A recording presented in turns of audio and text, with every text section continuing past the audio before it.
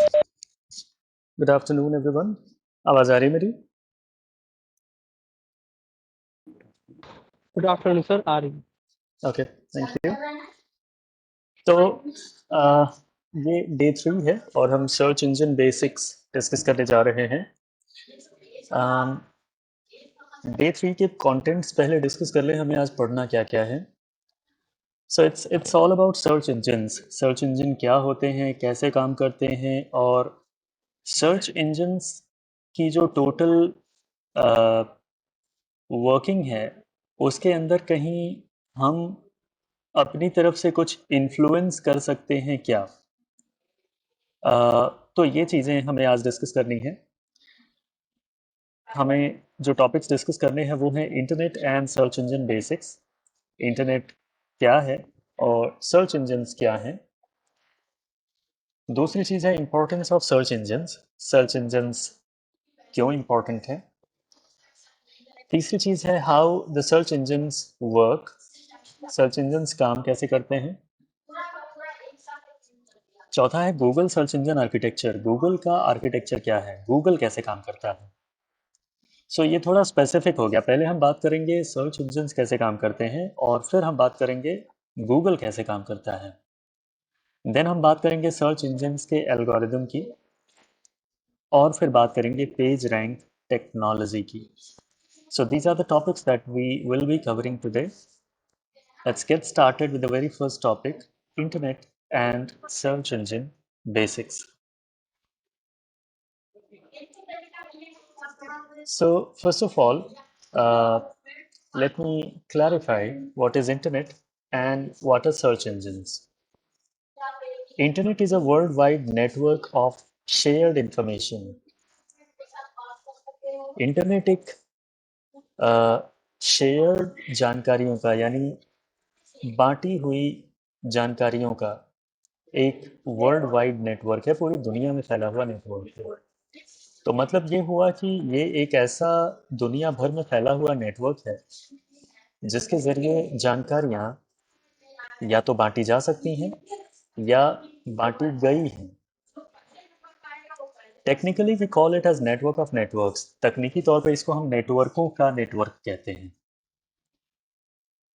और since every network has its own internally shareable information, चूंकि हर network का अपना खुद का एक डेटा होता है, अपनी खुद की कुछ इंफॉर्मेशन होती है जो उस नेटवर्क में इंटरनली शेयर हो सकती है।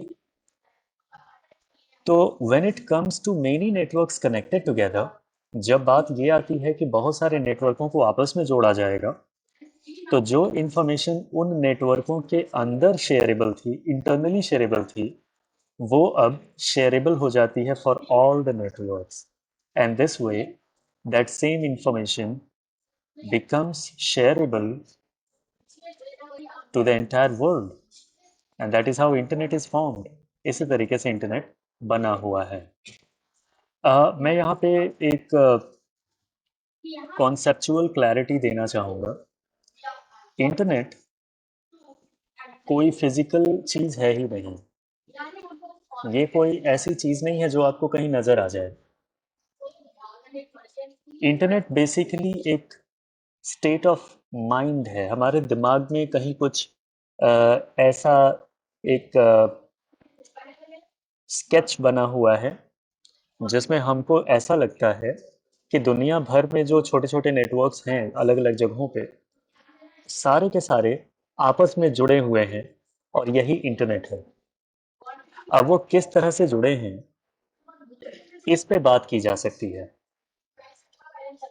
तो दुनिया भर में जो छोटे छोटे नेटवर्क्स लोगों ने बना रखे हैं, वो सारे नेटवर्क्स आपस में जुड़े हैं या तो सड़कों के किनारे बिछाई हुई ऑप्टिकल फाइबर लाइनों की मदद से, या फिर टेलीकॉम ऑपरेटर्स जैसे कि जियो, एयरटेल, वोडाफोन, आइडिया सेलुलर, इनके टावर नेटवर्क के जरिए। सो किस तरह से जुड़े हैं ये एक अलग सब्जेक्ट है, लेकिन अगर पूरी दुनिया के छोटे छोटे नेटवर्क्स जो हम आप जैसे लोगों ने बनाए हुए हैं, अगर ये सारे एक साथ जुड़ जाएं तो यही इंटरनेट कहलाता है। And that is the why we can never ever find any headquarter of internet और एनी ऑफिस ऑफ इंटरनेट, ये चीज़ कहीं नहीं मिलेगी, क्योंकि इंटरनेट वास्तविकता में कुछ है ही नहीं। रियलिटी में इंटरनेट नाम की कोई चीज़ नहीं होती। It's just a state of mind. Did you get the point? बात समझ में आई? सर क्लासेस कितने बजे शुरू होती हैं सर? मैं अभी आया, मुझे लगा 12:30 शुरू होती हैं। नहीं नहीं, 12:15 पे क्लासेस थी। मैंने 5 मिनट इंतज़ार किया था कैंडिडेट्स के ज्वाइन होने का, तो मैंने 12:20 पे शुरू कर लिया था।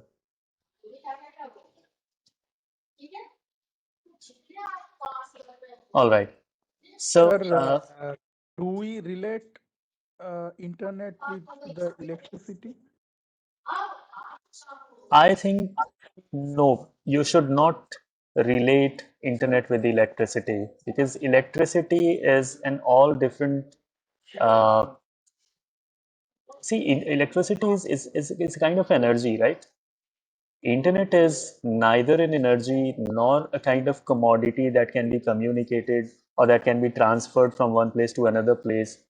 So इलेक्ट्रिसिटी और इंटरनेट का कोई रिलेशन नहीं है, कोई कंपैरिजन नहीं है, दोनों बिल्कुल दो अलग अलग स्टेट ऑफ मैटर्स हैं। ठीक है।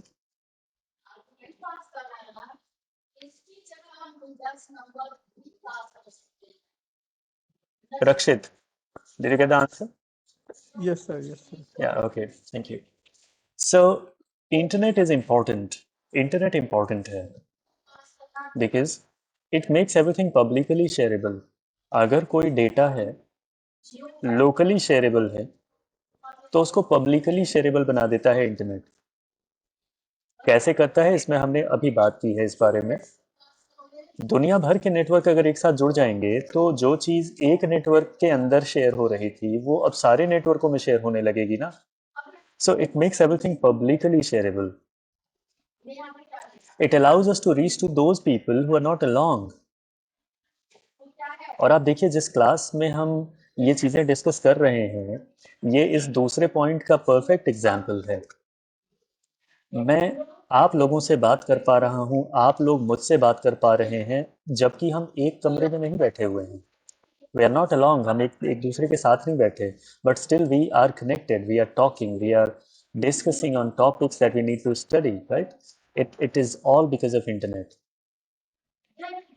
Third, it enables many new age services like selling or marketing to move online. तो सेलिंग और मार्केटिंग, ये जो दो एक्टिविटीज है ना, ये दोनों एक्टिविटीज बहुत सालों से, बहुत आई थिंक ये सदियों से, from hundreds and thousands of years, selling and marketing has always been an offline practice. ये सिर्फ एक ऑफलाइन प्रैक्टिस होती थी।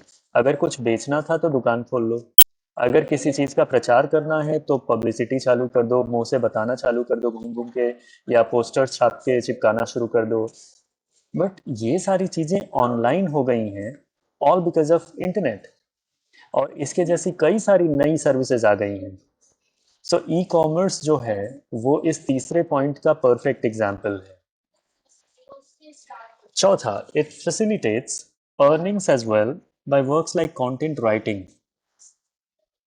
अब ये चौथा जो पॉइंट है ये बता रहा है कि पहले इंटरनेट जैसी चीज़ आने के पहले अगर हमारे अंदर पोएटिक सेंस होता था, हम पोएट्री लिख सकते थे, तो हम पूरी ज़िंदगी पोएट्री लिखते रहते थे, कमाल कमाल की पोएट्री लिखते थे और गरीब के गरीब ही रह जाते थे, क्योंकि पब्लिशर्स के पास न हम पहुंच पाते थे, न पब्लिशर्स हमें ढूंढ पाते थे, और हमने जो लिखा वो हमारी ही डायरी में रह गया, कहीं किसी किताब में छपा नहीं, किताब किसी ने खरीदी नहीं, हमको रॉयल्टी के पैसे मिले नहीं, तो हम गरीब के गरीब ही रह गए। लेकिन आज के डेट में सिनेरियो चेंज हो चुका है ना। अगर हमें कुछ भी दो चार लाइन खुद की लिखने आती है तो हम उसको किसी ब्लॉग पे लिखते हैं, या किसी सोशल मीडिया पे लिखते हैं, या किसी मैगजीन के लिए लिखते हैं ऑनलाइन, और हमें उसके बदले में पैसा मिलता है।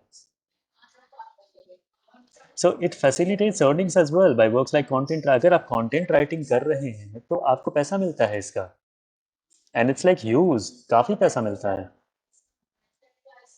तो ये सारी चीज़ें दिखाती हैं कि इंटरनेट नहीं होता तो ये सब नहीं होते, और इसीलिए इंटरनेट का होना बहुत इम्पोर्टेंट है। इंटरनेट को और डे बाई डे रिच होना इम्पोर्टेंट है, ताकि इसमें और सर्विसेज ऐड हों और ज़्यादा चीज़ें लोग कर पाएँ। सबसे बेहतर एग्जांपल मैं यहाँ पे यूट्यूब का लूँगा।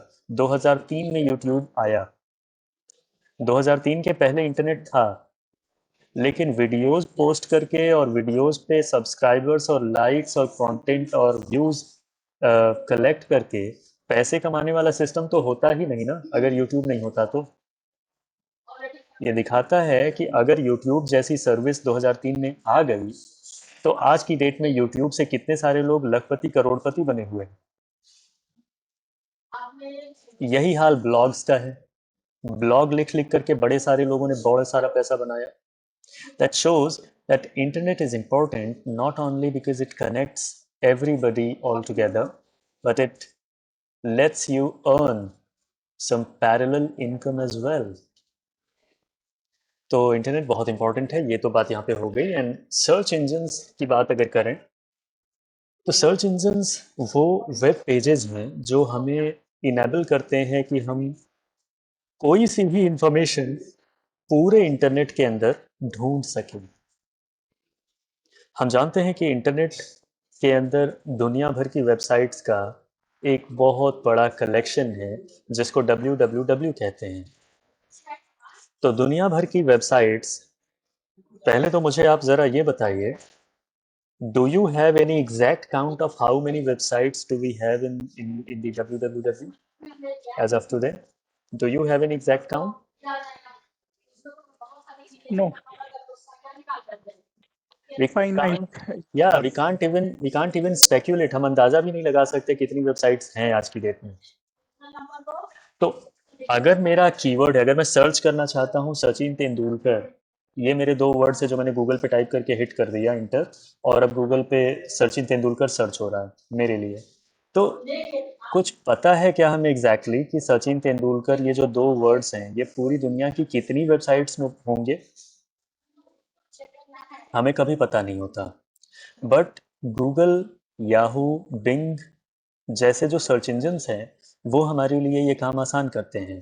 वो दुनिया भर की वेबसाइट्स को एक्सप्लोर करते हैं और हमारे दिए गए कीवर्ड्स सर्च करते हैं from all across the www, और फिर हमारे सामने उन सारी वेबसाइट्स के लिंक ले आते हैं, जिन पे क्लिक करके हम उन वेबसाइट्स को ओपन कर सकते हैं और जो भी रिलेटेड कंटेंट है उसे पढ़ सकते हैं, देख सकते हैं, सुन सकते हैं, एंजॉय कर सकते हैं।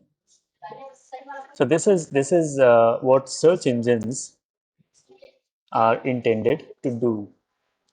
अब यहाँ कुछ सर्च इंजन्स के मैंने स्क्रीनशॉट रखे हैं, प्रॉब्ली आप इनको पहचान रहे होंगे। Do you recognise this one?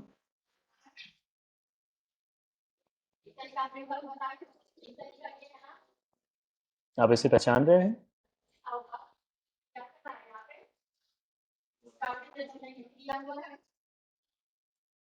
Alright, this is Bing. और ये सर्च इंजन किस कंपनी का बनाया हुआ है? किस कंपनी ने इसको बनाया है? Microsoft. Yeah, it's a search engine of Microsoft.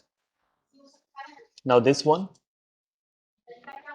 it's pretty much popular, right?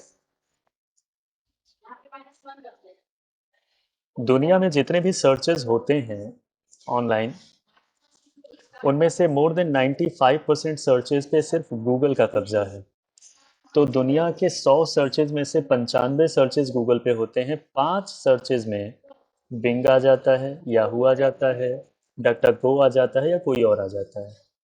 This shows कि गूगल का कितना बड़ा कवरेज है in the online search practices. Yahoo, it's also very popular. एक टाइम पे ये गूगल से ज़्यादा बड़ा सर्च इंजन था, इनफैक्ट ये गूगल के पहले आया था। लेकिन आज की डेट में याहू स्ट्रगल कर रहा है। बीच में कई बारी खबरें आती रही हैं कि याहू बिक गया, याहू को किसी ने खरीद लिया, या याहू को किसी ने टेक ओवर कर लिया। But just put it all the news aside, एक मिनट के लिए ये सोचें कि इस सर्च इंजन ने कहीं तो कुछ गलत किया या कुछ ऐसी गड़बड़ हुई कि इस पे ज़्यादा लोग रिलाई नहीं करते हैं, गूगल पे रिलाई करते हैं। तो क्या गड़बड़ हुई होगी उस बारे में आपको आगे समझ में आ जाएगा जब हम इनको डिटेल करेंगे। इसको पहचान रहे हैं? ये सर्च इंजन यूज किया है किसी ने?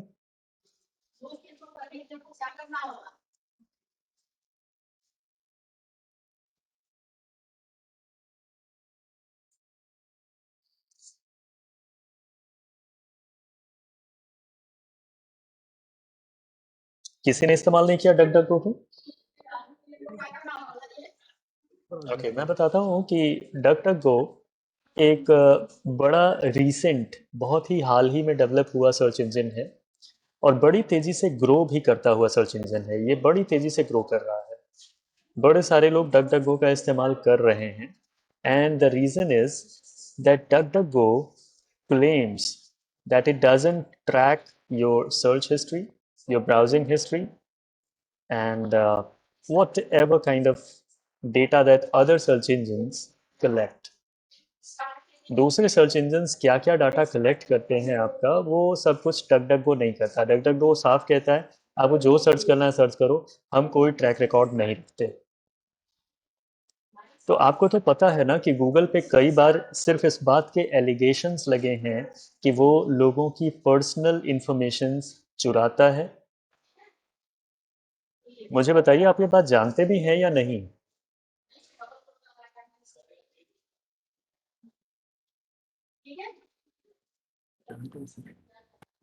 बिल्कुल। There are videos on YouTube, you may just go and watch those videos just to see and understand कि सुंदर पिचाई को as CEO of Google European Commission के सामने जवाब देना पड़ा है, एक नहीं कई कई बार। क्योंकि यूरोपियन कमीशन ने कई कई बार इन लोगों से पूछा है कि अगर मेरे फ़ोन में गूगल लॉगिन किया हुआ है, जीमेल से लॉगिन है मेरा फ़ोन, तो मेरी ट्रैवल हिस्ट्री, मेरी फ्लिपकार्ट अमेजॉन हिस्ट्री, मेरी जोमेटो स्विगी हिस्ट्री, या जो चीज़ें मैं खा रहा हूँ, जो चीज़ें मैं खरीद रहा हूँ, जो जहाँ से जहाँ मैं ट्रैवल कर रहा हूँ, सब कुछ गूगल को पता है। इस तरह के वीडियोस हैं, आप उन वीडियोस को देखेंगे तो समझ पाएंगे कि गूगल पे कितने सारे एलिगेशंस लगे हैं इस बात के कि वो लोगों की निजी जानकारियां ट्रैक करता है। तो उस केस में डक डक को बड़ा प्लीजेंट सा सर्च इंजन है, सिंपल है, इंटरफेस भी बड़ा सिंपल है। ये कहता है कि हम कुछ ट्रैक नहीं करते, आपको जो सर्च करना है करो। So that is why DuckDuckGo is getting so popular today. Now the next topic is importance of search engines. Search engines क्यों important है? Search engines are important because they search anything on the internet. Internet पे कुछ भी search करना हो, search engines आपकी मदद करते हैं। Whether you want to search a video, or you want to search an audio, or you want to search some images, or you want to search some text, or you want to search some news article, और आपको कुछ भी search करना हो, आप किसी भी search engine पे जा सकते हैं।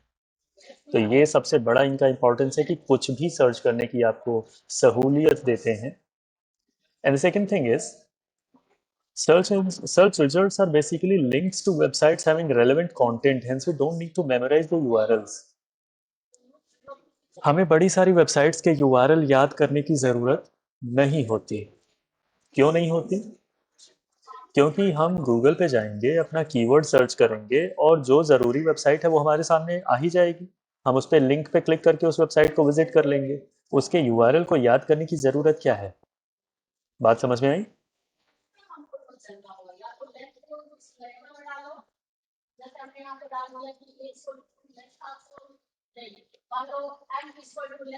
तीसरी बात है, there search results are usually categorised. Search results जो हैं वो आमतौर पे कैटेगराइज्ड होते हैं, सब कुछ मिक्स्ड नहीं होता। Images are aside, news aside, videos aside, shopping aside. इस तरीके से हर अलग अलग डाटा अलग अलग टैब्स में या अलग अलग लिंक्स के ज़रिए अलग अलग कलेक्ट किया गया होता है। तो सर्च रिजल्ट्स में कोई आपको कंफ्यूजन नहीं होता। अगर आपको खाली इमेजेस सर्च करनी है तो आप इमेजेस के अंदर चले जाओ, वहां केवल इमेजेस नजर आएंगी, कुछ और नजर नहीं आएगा। अगर आपको न्यूज़ सर्च करनी है तो न्यूज़ सेक्शन में चले जाइए, आपको केवल न्यूज़ नज़र आएगी जो अलग अलग ऑनलाइन मीडिया, सोशल मीडिया या प्रिंट मीडिया में कहीं पे भी छपी हो, पब्लिश हुई हो, सिर्फ वही हिस्से नजर आएंगे आपको. So search results are pretty much categorized. That is also a very important thing to consider. चौथी चीज है, websites can be optimized to particular search engines so that the organic search results can be influenced in a better way. ये वो चीज़ है जो मैंने बड़ी शुरुआत में, आज की क्लास की शुरुआत में आपसे कहा था. पता नहीं आपने ध्यान दिया था नहीं, बट अगर आपने ध्यान दिया था तो ये बड़ी अच्छी बात है. वेबसाइट्स को पर्टिकुलर सर्च इंजन्स के हिसाब से ऑप्टिमाइज किया जा सकता है. इससे ये होता है कि जो ऑर्गेनिक सर्च रिजल्ट्स होते हैं, यानी जो जनरल तौर पे कुछ भी सर्च करने पे जो रिजल्ट्स हमारे सामने आते हैं, उनको प्रभावित करके और अपनी वेबसाइट को भी उसमें स्थान दिलवाया जा सके. बात समझ में आ रही है?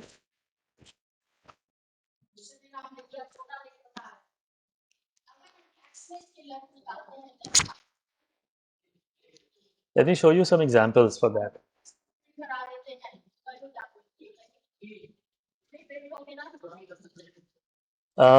So this is my website. This is my personal website, our tutorials. This has nothing to do with Magnet or something. This is my personal, okay? ये मेरी personal website है, our tutorials. मैंने इसके लिए Google सर्च इंजन्स को थोड़ा influence किया है, और अब मैं आपको दिखाता हूँ कि अगर मैं कुछ सर्च करता हूँ गूगल पे तो मेरी वेबसाइट आएगी या नहीं आएगी. देखिए, मेरी वेबसाइट पे मैंने ट्यूटोरियल्स रखे हैं कंप्यूटर साइंस के डिफरेंट सब्जेक्ट्स के. तो चलो मैं अभी कोई टॉपिक उठा लेता हूँ पाइथन का, पाइथन स्ट्रिंग्स. ये टॉपिक मैंने अपनी वेबसाइट में रखा है, मेरी वेबसाइट में ये टॉपिक है, तो मैंने पाइथन स्ट्रिंग्स लिख के सर्च कर दिया. अब देखो इसमें W3 स्कूल्स का रिजल्ट आ रहा है, जीक्स फॉर जीक्स का रिजल्ट आ रहा है, developers.google आ रहा है, ट्यूटोरियल्स पॉइंट आ रहा है, प्रोग्रामीज आ रहा है, जावा टी पॉइंट आ रही है, python.org आ रहा है, scalar.com आ रहा है, realpython.com आ रहा है, तमाम आ रहे हैं. मेरी वेबसाइट कहीं नजर नहीं आई. आप देख रहे हैं?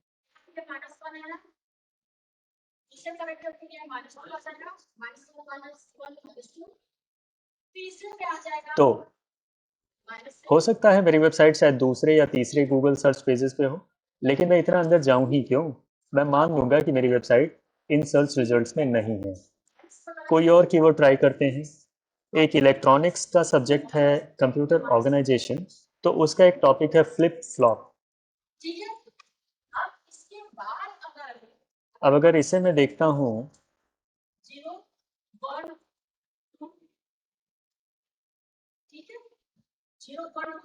ये भी, इसमें भी कहीं मेरी वेबसाइट नजर नहीं आई. और वैसे तो इसमें फ्लिप फ्लॉप से इसने कुछ और ही समझ लिया. तो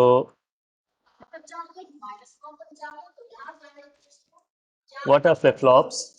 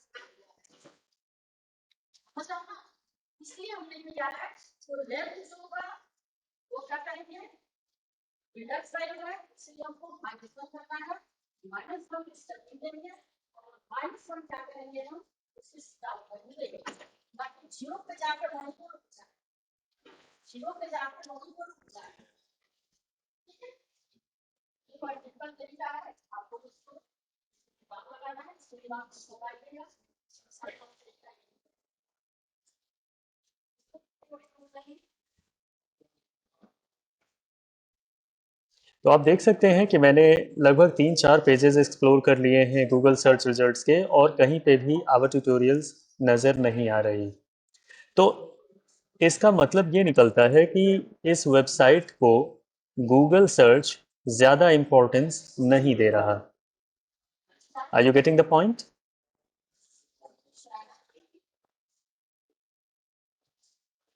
ये बात समझ में आ रही है आपको? हाँ एकदम. बिल्कुल. तो क्या कुछ ऐसा किया जाए कि इस वेबसाइट को गूगल सर्च रिजल्ट्स में जगह मिलने लगे? इसी चीज को मैं कह रहा था यहाँ पे। Websites can be optimized to particular search engines so that the organic search results can be influenced in a better way. Organic search results जो हमें नजर आ रहे थे उनको प्रभावित किया जा सके और उसमें अपनी वेबसाइट के लिए भी जगह बनाई जा सके, ये काम भी सर्च इंजन्स के जरिए किया जा सकता है। तो कुल मिला के सर्च इंजन्स को ये समझाने जैसा है कि अगर आपको कोई मिलता जुलता टॉपिक सर्च करे तो हमारी वेबसाइट भी दिखाओ, हमारी वेबसाइट भी इम्पोर्टेंट है या हमारी वेबसाइट पे भी वो कंटेंट है। बात समझ में आई? अगर ये चीज़ हम सर्च इंजन्स को समझा पाते हैं तो फिर सर्च इंजन हमारी वेबसाइट को डालेगा ना अपने सर्च रिजल्ट्स में। So that was a set of 4 different points that conveyed the concept that search engines are important. Let's move on. And here I have an image that shows search result page के अलग अलग हिस्से हैं क्या और कहलाते क्या क्या हैं. So if you see, the bar that we use to type our keyword and hit the search button is known as search bar. तो वो बार जहाँ पे हम कुछ टाइप करके और सर्च बटन क्लिक करते हैं वो सर्च बार कहलाता है. और जब एक बार मैं कुछ सर्च कर लेता हूँ तो अलग अलग हिस्सों में मुझे रिजल्ट देखने मिलते हैं. ये अलग अलग हिस्से क्या हैं? सबसे पहले आप ये राइट साइड वाला हिस्सा देखिए. ये आपको उस पर्टिकुलर वर्ड के बारे में जो सबसे बेस्ट मटेरियल इसे लगता है, गूगल को ऐसा लगता है कि ये सबसे बेस्ट मटेरियल है, उसको वो सजेस्टेड आर्टिकल के तौर पे राइट साइड में थोड़ी डिटेल में दिखाता है. तो इसे कहते हैं सजेस्टेड आर्टिकल. ऐसा माना जाता है कि ये आर्टिकल गूगल सजेस्ट कर रहा है कि आप जो सर्च कर रहे हो वो सबसे बेहतर आपको यही मिलेगा. और अदरवाइज वो और दूसरे रिजल्ट्स भी देता है. तो सबसे ऊपर आप देखें एक डिक्शनरी सेक्शन है जिसमें मेरे सर्च किए हुए वर्ड का डिक्शनरी मीनिंग समझाया जा रहा है. उसके नीचे है ट्रेंडिंग सर्चेज जिसमें वो हमें ये बताते हैं कि मेरे सर्च किए हुए क्वेरी से रिलेटेड दुनिया में और लोग क्या क्या सर्च कर रहे हैं. अब जैसे कि आप देखें मैंने सर्च किया है फेद. You see this?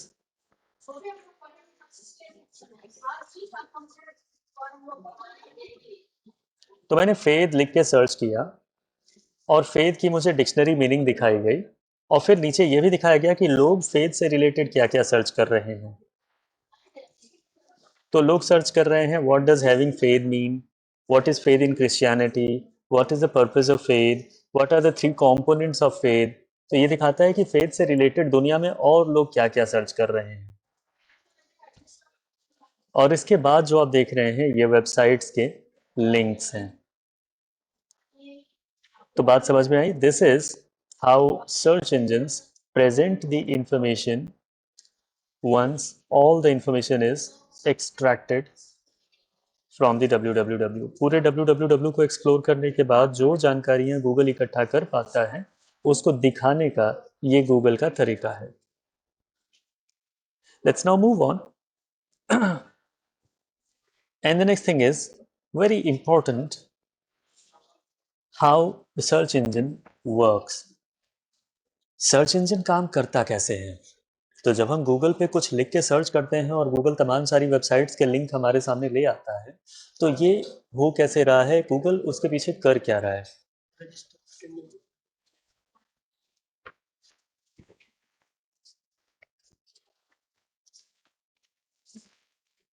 Just wait for a while.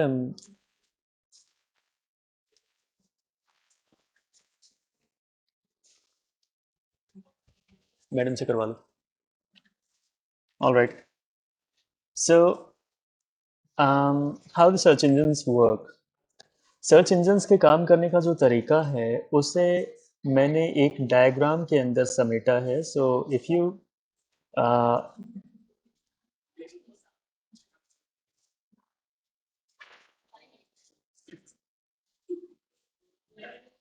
understand this diagram, you'll be able to understand how any general search engine works. So if you may see, the story starts at the arrow number 1, where user types a keyword in the search bar. आप देख रहे हैं start कहाँ से हो रहा है?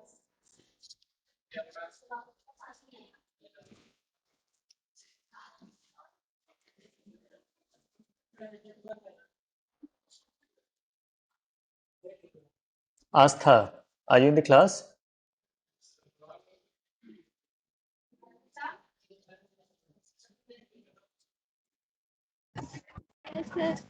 Yes sir. So आप क्या एनोटेट करना चाहते थे इसमें? आपने एनोटेशन रिक्वेस्ट भेजी अभी? नहीं सर, सॉरी, एक्चुअली वो थोड़ा नेटवर्क सर्वर दिक्कत कर रहा था, इस Okay. वजह से हुआ होगा। ओके, वो कहीं टच हुआ होगा। चलो कोई बात नहीं। तो मुझे बताएं, आप सब बताएं मुझे, आप देख पा रहे हैं इस डायग्राम की शुरुआत कहाँ से हो रही है? यूजर से। या यूजर कुछ कीवर्ड्स टाइप करता है गूगल पे। गूगल पे से मेरा मतलब है किसी भी सर्च इंजन पे। यहाँ मैंने स्क्रीनशॉट गूगल का डाला है, इसका मतलब ये नहीं है कि ये गूगल की बात है, ये किसी भी जनरल सर्च इंजन की कहानी है। गूगल का आर्किटेक्चर डिटेल में हम इसके आगे डिस्कस करेंगे। So here you just need to understand कि कोई भी सर्च इंजन कैसे काम करता है। तो गूगल हो या कोई भी सर्च इंजन हो, यूजर कोई कीवर्ड टाइप करता है। फिर पॉइंट नंबर 2 आता है जब वो सर्च इंजन अपने सोए हुए क्रॉलर्स को जगा देता है। ये क्रॉलर क्या होते हैं?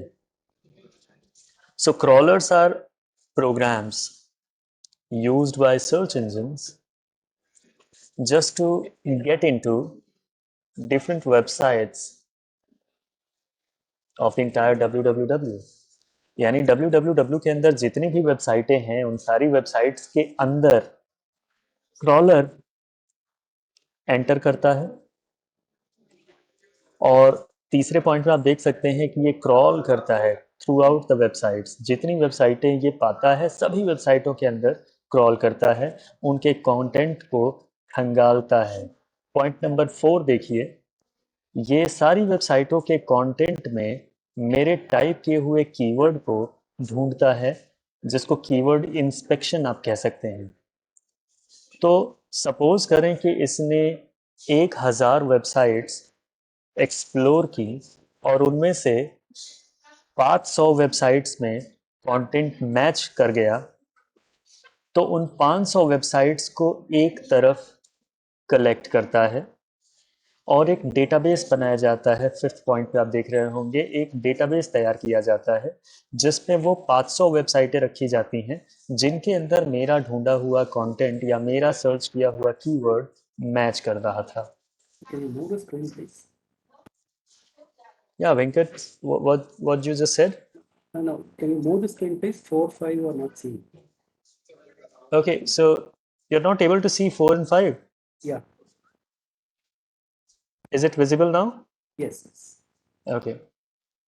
So crawlers crawl करते हैं सारी वेबसाइट्स के अंदर जाके, उनके कंटेंट को एक्सप्लोर करते हैं, और वो सारी वेबसाइट्स जिनके अंदर मेरा सर्च किया हुआ जो कीवर्ड था वो मैच कर जाता है, उन सारी कीवर्ड्स को, उन सारी वेबसाइट्स को कलेक्ट करते हैं और एक डेटाबेस में रखते हैं।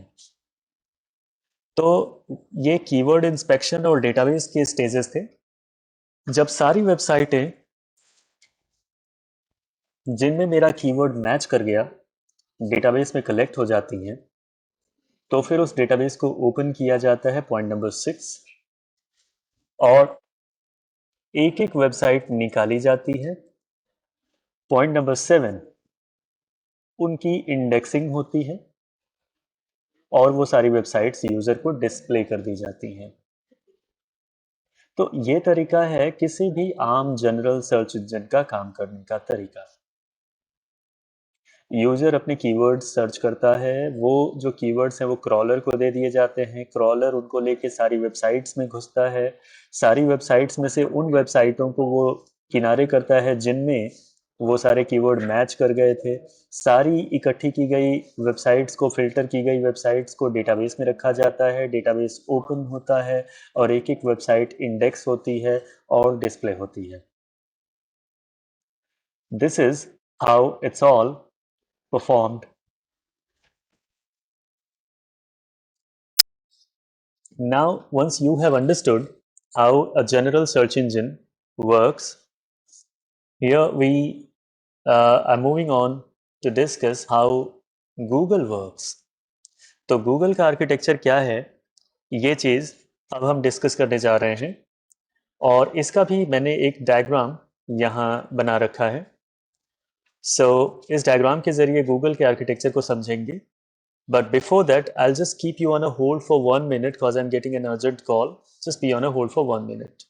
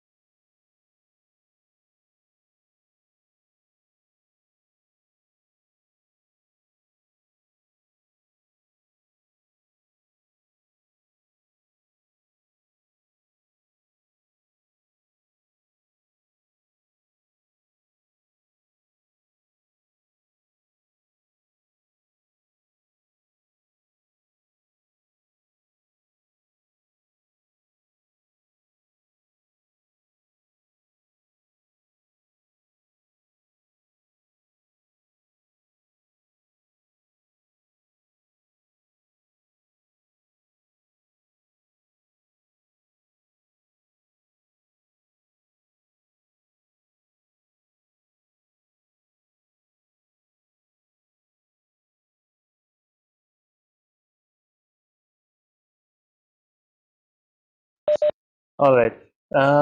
So we were on the topic of Google search engine architecture, right? आइए डिस्कस करते हैं कि गूगल आर्किटेक्चर क्या है और वो किसी भी जनरल सर्च इंजन से क्यों अलग है.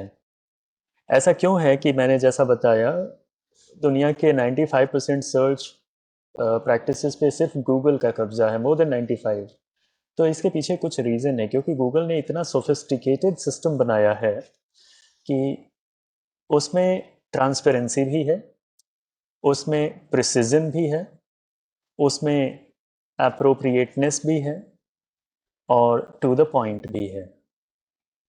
तो ये सारी चीज़ें डिस्कस करने के लिए हमें इस डायग्राम को समझना होगा. यहाँ मैंने जो मॉड्यूल्स लिस्ट किए हैं, यही सारे मॉड्यूल्स यहाँ इस डायग्राम के अंदर आपको देखने मिलेंगे.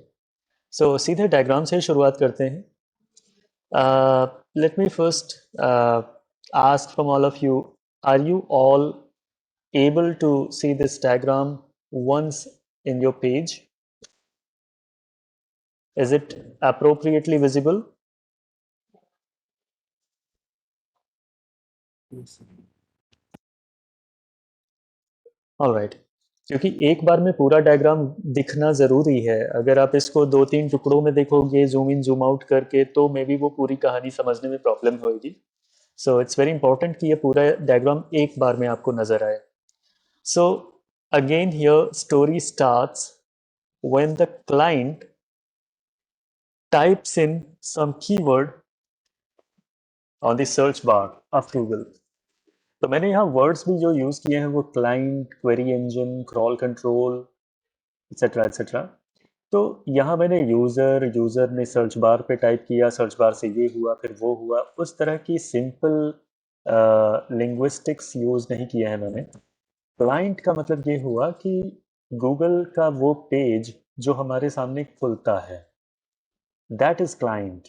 ओके, सो क्लाइंट पे जो भी कीवर्ड टाइप किए जाते हैं वो भेजे जाते हैं क्वेरी इंजन को। क्वेरी इंजन क्या है, मैं इस टॉपिक के ठीक बाद डिस्कस करने वाला हूँ कि क्वेरी इंजन गूगल का एक मॉड्यूल है, एक प्रोग्राम है, एक सॉफ्टवेयर सिस्टम है जो मेरे टाइप किए हुए वर्ड्स, मेरे टाइप किए हुए सेंटेंस, मेरे टाइप किए हुए फ्रेज के वर्ड्स के सिनोनिम्स एंटोनिम्स, उनका ग्रामर, उनकी सिंथेसिस, उनके parts of speech, figures of speech, सब कुछ समझने की कोशिश करता है,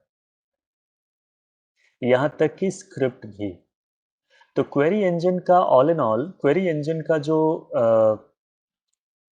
इंटेंशन होता है वो ये होता है कि आपकी क्वेरी को बिल्कुल कोर में समझ पाएं कि आप जानना चाहते क्या हैं। You know, in most of the cases, if we want to search about Sachin Tendulkar, we'll simply type Sachin Tendulkar.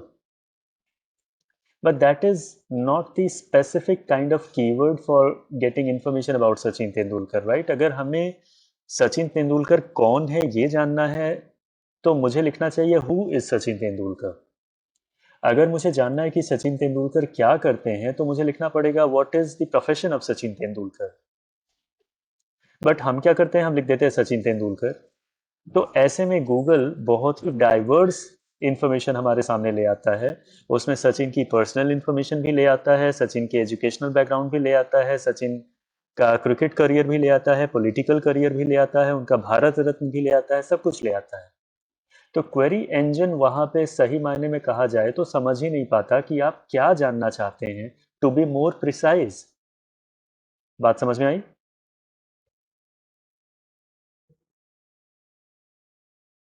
Yes.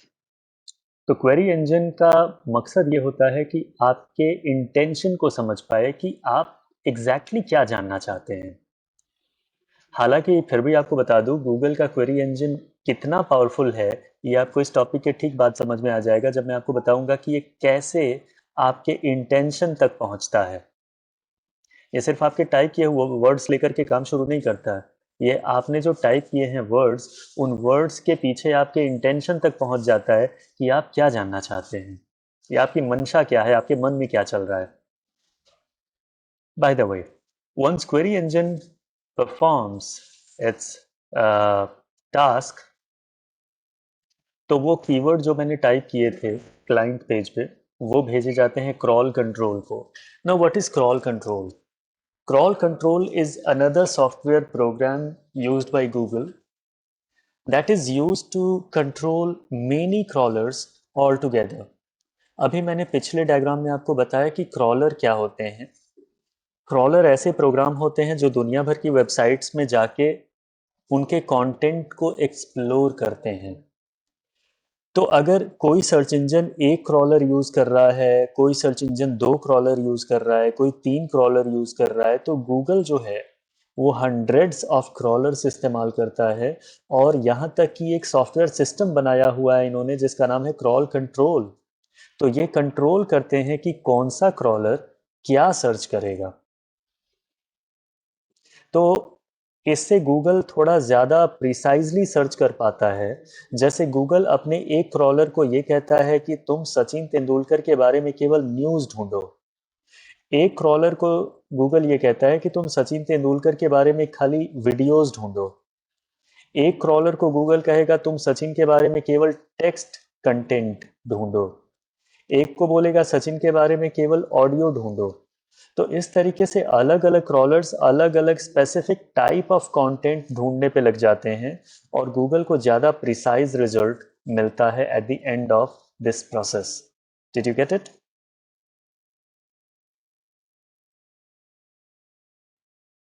Yes, sir. या तो क्रॉल कंट्रोल www के अंदर जाता है और www के अंदर जितनी वेबसाइट्स हैं उनमें सबको एक्सप्लोर करता है और अलग अलग क्रॉलर्स अलग अलग डाटा इकट्ठा करते हैं। इसीलिए मैंने डाटा के 3 ब्लॉक्स बनाए हैं। एक डाटा जो ऊपर वाला है आप समझिए वो सारा टेक्स्ट डेटा है, दूसरा सारा वीडियो डेटा है, तीसरा सारा इमेज डेटा है। इस तरीके से अलग अलग क्रॉलर्स अलग अलग डेटा इकट्ठा करके लाते हैं। वो सारा डाटा कलेक्ट किया जाता है एक पेज रिपॉजिटरी में जो यहाँ मैंने ऑरेंज कलर से बनाई है and that is the same database that we had already talked about. पिछले डायग्राम में जिस डेटाबेस की मैंने बात की थी वो यही डेटाबेस है। गूगल इसे पेज रिपॉजिटरी कहता है। समझ में आया? हाँ सर। पेज रिपॉजिटरी में जब सारी वेबसाइट्स इकट्ठी हो जाती हैं जिनमें वो कंटेंट मैच हुआ है तो वो सारी वेबसाइट्स इंडेक्सर मॉड्यूल के पास भेजी जाती हैं। इंडेक्सर मॉड्यूल एक सॉफ्टवेयर प्रोग्राम है जो वेबसाइट्स को इंडेक्स करता है as per the data they have. यानी सारी वेबसाइटें जिनके पास टेक्स्ट कंटेंट है एक तरफ, सारी वेबसाइटें जिनके पास इमेज कंटेंट है एक तरफ, सारी वेबसाइटें जिनके पास वीडियो कंटेंट है एक तरफ। तो इंडेक्सर मॉड्यूल उनकी इन तरीके से इंडेक्सिंग कर लेता है। फिर ये सारी वेबसाइटें जो अलग अलग इंडेक्स की गई हैं इनको कलेक्शन एनालिसिस मॉड्यूल के पास भेजा जाता है जो गूगल का एक अलग सॉफ्टवेयर प्रोग्राम है। ये इन सभी वेबसाइट्स के छोटे छोटे स्निपेट्स उठाता है जिनको ये दिखाएगा, क्योंकि आपको पता है ना जब भी हम गूगल पे सर्च करते हैं तो सारे सर्च रिजल्ट जो हमारे सामने आते हैं वो 2-2 लाइन 3-3 लाइन के लिंक्स होते हैं, पूरी वेबसाइट नहीं होती, राइट? हाँ सर। तो उन वेबसाइट्स के 2-2 3-3 लाइन के जो लिंक्स हैं वो कलेक्ट करने उनको निकालने का काम है कलेक्शन एनालिसिस मॉड्यूल का। एक बार ये काम हो जाता है तो फिर होती है रैंकिंग। रैंकिंग का मतलब है कौन पहले नंबर पे रहेगा, कौन दूसरे नंबर पे रहेगा, कौन तीसरे नंबर पे रहेगा। और इस तरीके से जब रैंकिंग पूरी हो जाती है तो काम पूरा हो जाता है और क्लाइंट को रिजल्ट्स डिस्प्ले कर दिए जाते हैं। So this is how the Google search engine works. Did you get the entire story or you have some, say, doubts or something on any other step? इतनी सारी प्रॉब्लम इतने कम time में कैसे हो जाती है? इतना बड़ा डाटा सेंटर तो कितनी और जल्दी? बिल्कुल इतनी जल्दी, और ये भी तब जबकि www के अंदर जब क्रॉल कंट्रोल घुसता है तो उसको एग्जैक्टली पता भी नहीं होता कि कितनी वेबसाइटें एक्सप्लोर करनी पड़ेंगी। I mean even you and me, we are not able to speculate, अंदाजा लगाना भी मुश्किल है कि कितनी वेबसाइटें हैं, राइट? Right sir. ये बिल्कुल मेथोडोलॉजी बहुत ही इनोवेटिव है और बहुत ही फास्ट है ये बहुत ही प्रोसेस, फास्ट ऐसे है, ही लगता बहुत ही फास्ट है। गूगल ये सारे प्रोसेस के लिए अपने सुप्रीमली फास्ट डेटा सेंटर्स इस्तेमाल करता है जो पूरी दुनिया में फैले हुए हैं। ये है। सारा अभी काम देखते कहीं सर ये भी देखते हैं कि गूगल ये जो सर्च रिजल्ट है कितना मिली सेकेंड में हाँ अपने गूगल डाल ये देते डिस्प्ले हैं वो करता भी है, इंफॉर्मेशन। गूगल ये शोकेस करता है। तो ये बिल्कुल वही बात है कि कोई बहुत टफ एग्जाम अगर मैंने पास किया है तो मैं ये तो बताऊंगा ही कि मैंने पास किया है, प्लस मैं ये भी बताऊंगा कि कितना टफ एग्जाम मैंने पास किया है। आप समझ रहे हो? हाँ सर। तो गूगल ने ये सारा फिल्टर करके सर्च करके हमारे सामने ला दिया वो तो है ही, प्लस गूगल ये भी बताता है कि ये सारा काम उसने कितनी जल्दी कर दिया। तो ये सब कुछ उनके हाई स्पीड डेटा सेंटर्स की मदद से होता है जो पैन वर्ल्ड फैले हुए हैं। इवन इंडिया में भी इनके डेटा सेंटर्स हैं और जहाँ तक मैं जानता हूँ इंडियन सब कॉन्टिनेंट के सारी कंट्रीज का गूगल सर्च इंडिया से ही होता है. So there is no any data centre of Google in Pakistan, there is no any data centre of Google in Bangladesh. India, Nepal, Bangladesh, Bhutan, Sri Lanka, इन सारे, अफगानिस्तान भी, इन सारी कंट्रीज का गूगल सर्च भारत से होता है. We have very well established data center of Google in Gurgaon. Okay. तो Sir, क्या it's in multiple languages. Become English. बड़ी कंट्रीज स्टेट्स में बड़ी कंट्रीज क्या, अजय क्या बोल रहे हैं? दिल्ली, बम्बई या वो क्या बोलते हैं गुड़गांव? यहाँ पे भी होगा या लोग नहीं नहीं, वो सभी मेट्रो सिटीज सभी कहते हैं सिटीज सभी सिटीज में नहीं रखते. यूजुअली डेटा सेंटर एक ऐसी जगह रखा जाता है जहाँ पे ज़्यादा फैसिलिटीज़ अवेलेबल हो, ज़्यादा इंफ्रास्ट्रक्चर अवेलेबल हो. तो गुड़गांव में गूगल का डेटा सेंटर है, जो कि एक बार मैंने रफली विजिट भी किया हुआ है. सो गुड़गांव का जो डेटा सेंटर है वही संभाल रहा है पूरे इंडियन सब कॉन्टिनेंट को. अच्छा अच्छा सर, क्या ऐसा है कि जैसे हमारा जो सर्च रिजल्ट है तो हम्म. कुछ गूगल हमारी मेंटालिटी को, जो हमारे बैकग्राउंड के सर्च रिजल्ट्स या फोन के जो हमारे डिवाइसेस हैं उनको एनालिसिस करता है कि बंदा क्या सोच सकता है या क्या सोच रहा होगा प्रेजेंट एग्जैक्टली एग्जैक्टली, तभी तो क्वेरी इंजन बनाया ना उसने. मैंने बताया ना आपको कि क्वेरी इंजन हमारे खाली कीवर्ड नहीं पकड़ता, हमारे कीवर्ड के जरिए हमारे इंटेंशन तक पहुंच जाता है कि हम क्या ढूंढना चाहते हैं, क्या जानना चाहते हैं. इसमें हमारी प्रीवियस सर्च हिस्ट्री भी शामिल है. हम पहले क्या सर्च करते रहे हैं, किस तरह की वेबसाइट्स विजिट करते रहे हैं, ये भी गूगल ट्रैक करता है.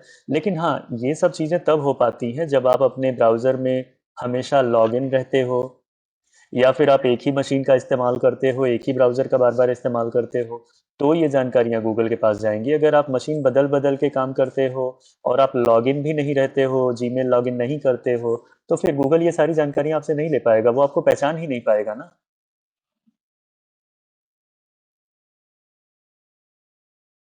Yes sir. बिल्कुल. Venkat, you also had a question. No, I said that it is also doing searches in multiple languages, not only English. Yeah, that's also true. Correct.